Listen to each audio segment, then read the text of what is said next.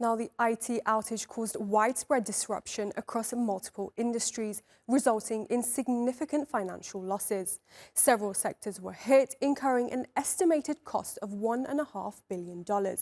Let's see what lies ahead for the companies involved. The outage had a far-reaching impact, grounding more than 5,000 flights worldwide and causing significant disruptions in retail, banking and healthcare services. Businesses across various sectors faced productivity losses, highlighting the critical dependence on technology for daily operations.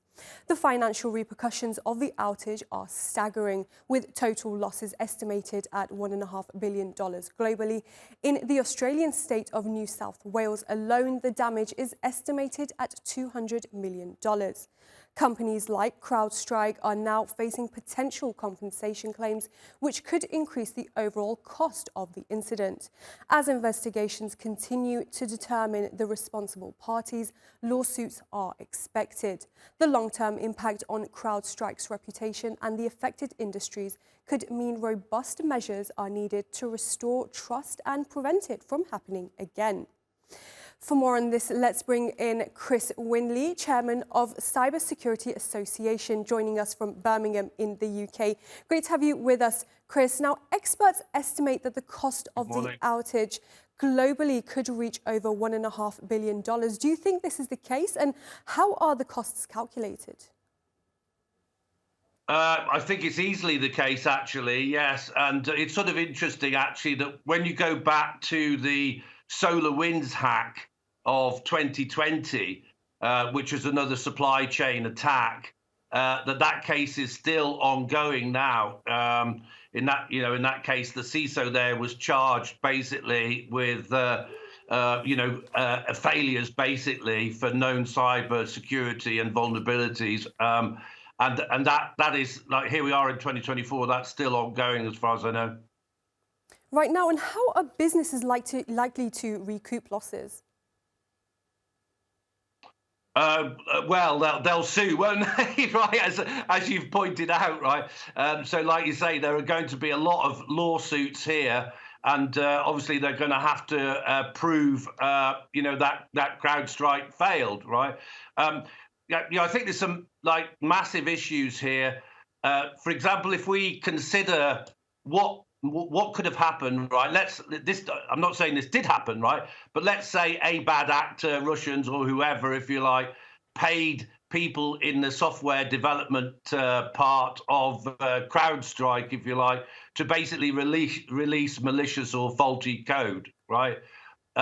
Is that a security issue, a cybersecurity issue, or is it a software quality issue? Right, and how do you expect CrowdStrike to handle the potential compensation claims? Well, I think the positive thing about CrowdStrike is that everything that I'm hearing at the minute, right, is that they're being extremely open and cooperative, right, and basically that the whole community has rallied around them, right, to help get to the bottom of what the actual issue was. I mean, that isn't going to save them from lawsuits, right? But I think their whole attitude is to be open and transparent, and to admit the failing, if you like, and to seek to understand what the actual cause was.